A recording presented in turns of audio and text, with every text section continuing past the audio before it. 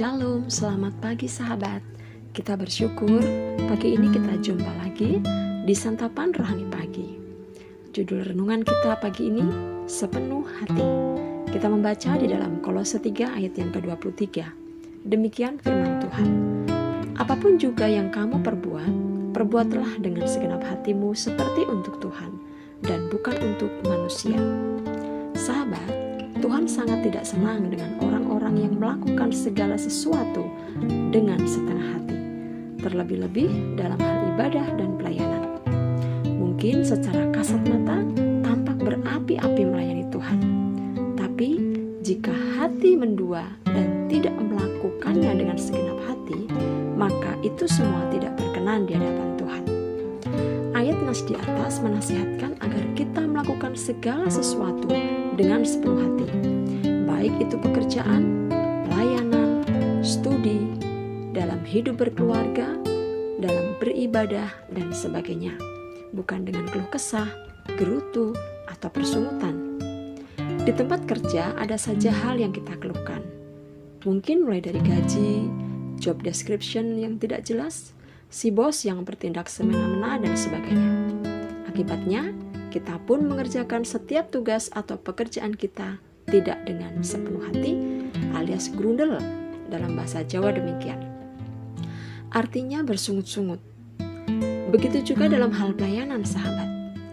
Kita pun terkadang melakukannya sebagai hal yang rutin, biasa-biasa saja tanpa semangat. Sesungguhnya, Tuhan Yesus telah memberikan teladan bagi umatnya, bagaimana ia melakukan segala sesuatu dengan sepenuh hati. Apapun yang menjadi kehendak Bapa dikerjakan oleh Yesus dengan sepenuh hati, meski harus melewati segala penderitaan yang hebat, bahkan sampai harus mati di kayu salib. Sahabat, kalau hari ini kita diingatkan oleh firman untuk melakukan seperti yang telah Yesus lakukan dan ajarkan, hal itu berarti kita juga harus melakukannya dengan sepenuh hati. Sebab firman Tuhan berkata, barang siapa mengatakan bahwa ia ada di dalam Dia, ia wajib hidup sama seperti Kristus telah hidup. Kita perlu merenungkan, sahabat, kalau dalam kehidupan ini kita tidak menghasilkan buah dari apa yang kita lakukan, bisa jadi karena kita melakukannya dengan tidak sepenuh hati.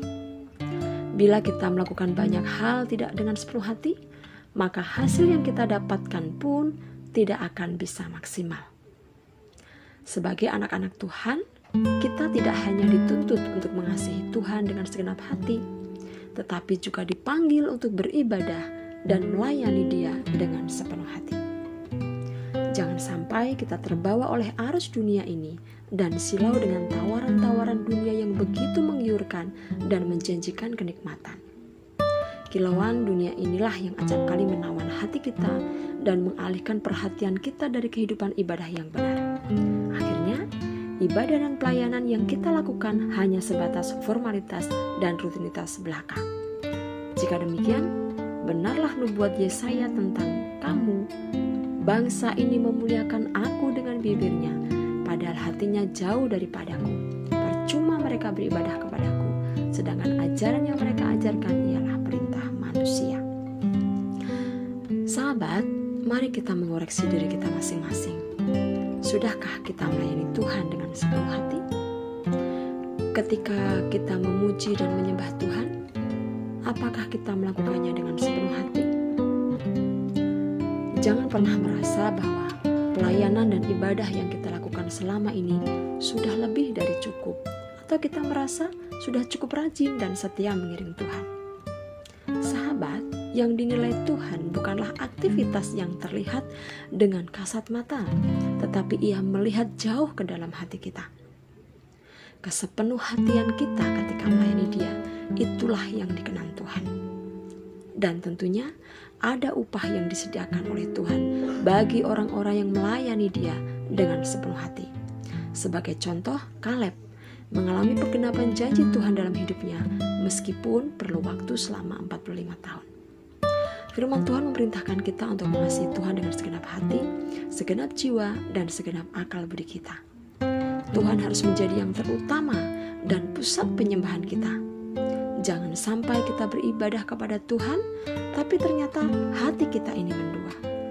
Matius 6 ayat 24 berkata demikian, tak seorang pun dapat mengabdi kepada dua tuan, karena jika demikian, ia akan membenci yang seorang dan mengasihi yang lain, atau ia akan setia kepada yang seorang dan tidak mengindahkan yang lain.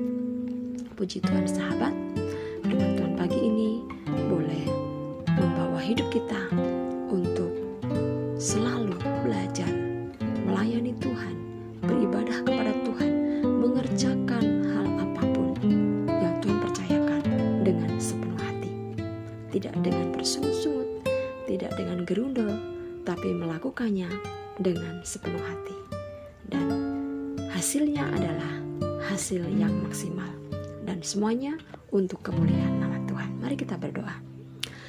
Bapa, terima kasih untuk setiap hal yang Tuhan percayakan kepada kami untuk kami kerjakan, baik itu tanggung jawab di tempat pekerjaan kami, di studi kami, di pergaulan kami, di keluarga kami, di pelayanan kami. Biarlah kami melakukannya dengan sepenuh hati kami. Tolong kami Tuhan, mampukan kami untuk kami meneladani Tuhan yang sudah mengasihi kami dengan sepenuh hati. Terima kasih Tuhan Yesus. Kami mau menjadi anak-anak Tuhan yang selalu mengikuti teladan Tuhan, sehingga nama Tuhan dipermuliakan melalui kehidupan kami, dan hidup kami ini menjadi berkat bagi orang-orang di sekeliling kami. Di dalam nama Tuhan Yesus kami berdoa. Amin. Selamat pagi sahabat, selamat beraktivitas, dan Tuhan Yesus memberkati. Amin.